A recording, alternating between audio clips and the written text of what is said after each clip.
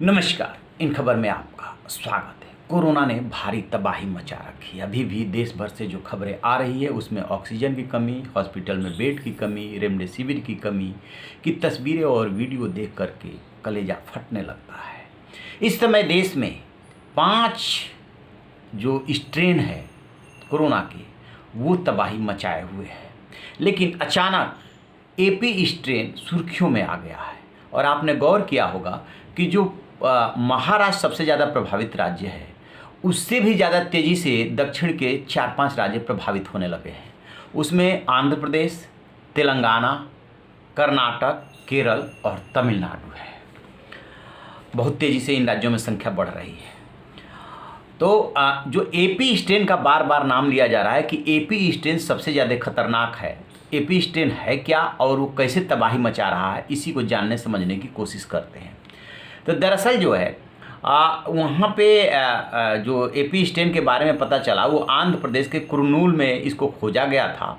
Centre for cellular and molecular biology, जिसे CCMB बोलते हैं, इसने जब पता किया तो इसका जो नाम निकल करके आया उसको बोलते हैं B1.1.36N440K, और वैसे सामान्य बोलचाल की भाषा में एपी स्ट्रेन कहा जा रहा है।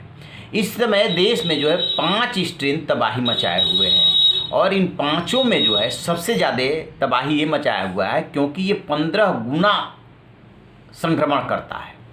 अब इसका नतीजा क्या हुआ कि देश की राजधानी जो दिल्ली है वो इतनी डर गई है कि दिल्ली के चीफ सेक्रेटरी ने जो है आदेश जारी करके ये मस्ट कर दिया है कि जो भी आंध्र प्रदेश और तेलंगाना से आएगा, चाहे वो फ्लाइट से आए, चाहे ट्रेन से आए, चाहे बस से आए, चाहे निजी गाड़ी से आए, उसे 14 दिन क्वारंटीन रहना ही होगा।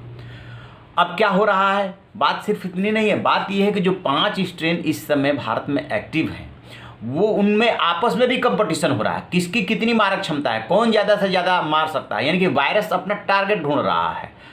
तो इसमें जो वेरिएंट काम कर रहे हैं B1617, B1618, और फिर दक्षिण भारत में जो है B1, B17, B1351 और B1617 और B136, जिसको कि N440K और एपी स्ट्रेन बोला जा रहा है।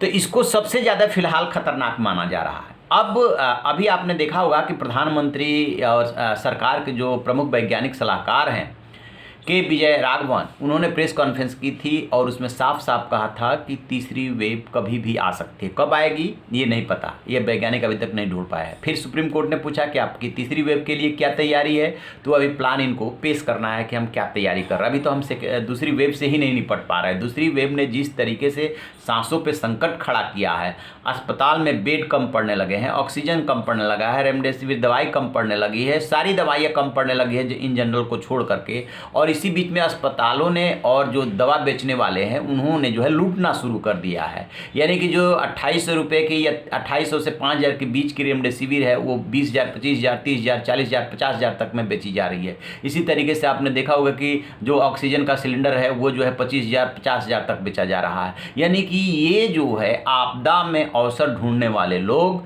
ये नहीं सोच रहे हैं कि कल को हम में से कौन रहेगा कौन नहीं रहेगा, ये हम जो लूट मचा रखे हैं इस पैसे को कौन भोगेगा, यहाँ तक हमारा दिमाग काम नहीं कर रहा। अभी काम कर रहा है कि सिर्फ किसी तरीके से पैसा बना लो।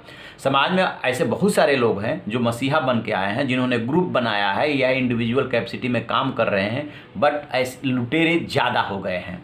तो जो एपी स्ट्रेन है इसको लेकर के जो वैज्ञानिक हैं, जो एक्सपर्ट्स हैं, उनके माथे पे पसीना है कि इस N440K का क्या तोड़ ढूंढा जाए। तो वैज्ञानिकों का ये भी कहना है कि आपस में ही जो 5 स्ट्रेन ये कंपटीशन कर रहे हैं, देर सवेर इसका असर कम हो जाएगा। अच्छा, खास बात ये है कि इसकी मारक क्षमता बहुत ज़्यादा है। एक तो 15 गुना जल्दी संक्रमित हो रहा है और 3 से 4 दिनों में मार दे रहा है। डर ये लग रहा है जो तीसरी वेव है वो बच्चों को ज़्यादा टारगेट करने वाली है कि उस स्थिति में क्या होगा, उस स्थिति में हमारी क्या तैयारी होगी। इस पर हम नज़र बनाए हुए, जैसे कोई अपडेट मिलेगा हम आपसे साझा करेंगे। आप रहिए ना बेखबर, देखते रहिए इन खबर। Thank you.